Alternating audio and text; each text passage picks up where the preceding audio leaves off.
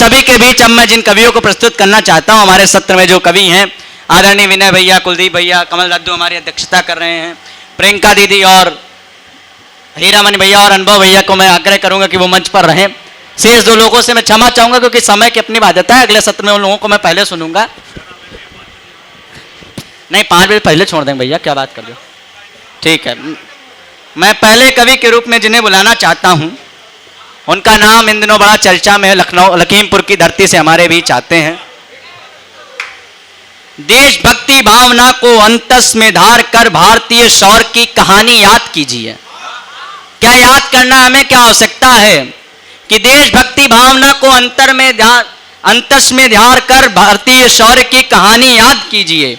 मातृभूमि बार बार हमको पुकारती है, राणा संग बप्पा की जवानी याद कीजिए, राणा संग बप्पा की निशानी याद कीजिए। और जाके भय कांपती थी मुगलों की सल्तनत, राजस्थानी भूमि स्वाभिमानी याद कीजिए, राजस्थानी भूमि स्वाभिमानी याद कीजिए।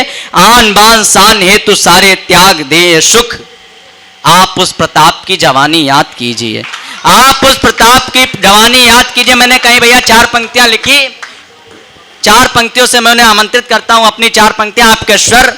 ऋषि वाल्मीकि संताने हम मम्मट के अनुयायी हैं। हम किस वंशज के लोग हैं साहब? ऋषि वाल्मीकि संताने हम मम्मट के अनुयायी हैं। हम ही पाणिन के वंशज हैं, हम रस्ते अष्टाध्यायी हैं। हम ही तो सूर कबीर बने, हर क्रांति हम ही से आई है। इस दुनिया में सच कहने की ताकत हमने ही पाई है। कवि नहीं होंगे तो सत्ता चढ़ जाएगी हमारे ऊपर। इसलिए मैं एक ओजस्वी धारा के तेजस्वी तेवर विनय भैया को आमंत्रित करता हूं। आपकी तालियां थोड़ी घनीभूत हो ताकि वो मंच पर आए। सांस छोड़ेंगे, राम बोलेंगे। समय की अपनी बाध्यताएं हैं, मुझे अगले कार्यक्रम में बहराइच तक की यात्रा करनी है। हम सभी लोगों को यहां से निकलना है। मैं जल्दी जल्दी अपनी बातें आपके बीच रखता हूं कि राम का नाम पुण्य का धन है।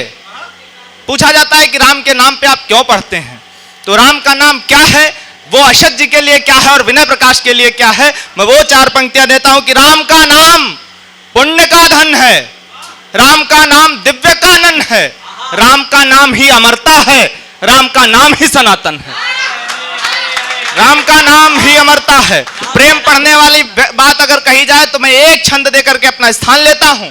आपकी बेटी, आपकी बहन, आपकी पत्नी वहां पर रखकर देखिएगा, आप पाएंगे कि मां जानकी को जब भगवान सिंदूर लगाते हैं तो उनकी अवस्था क्या होती है। मैं वह एक छंद पढ़ने के बाद अपना स्थान लूंगा और देखना चाहूंगा कि इन जो बच्चों की मेहनत है, शिवान शुक्ल सरस होकर के और प्रशांत मृदुल होकर के कार्यक्रम नहीं होता।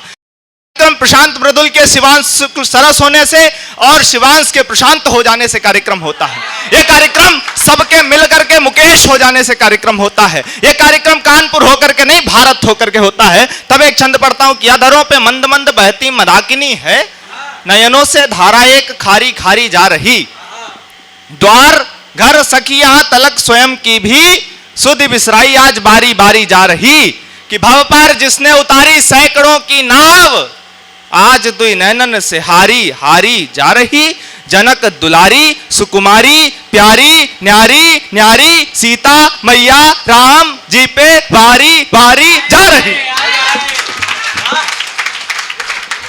क्या शब्द संयोजन! आपको अगर शिल्प में आनंद आया तो एक बार जोरदार तालियां बजाएं।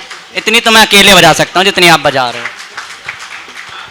राम जी कौन है? नयन में सबके बसते हो, उन्हीं सुखधाम की जय हो। आपको क्या करना है? जय हो बोलना है। राम जी के बारे में भैया ने पढ़ा, मैं वहीं से 4 पंक्तियां लाता हूं और अगले कवि की भूमिका बनाता हूं।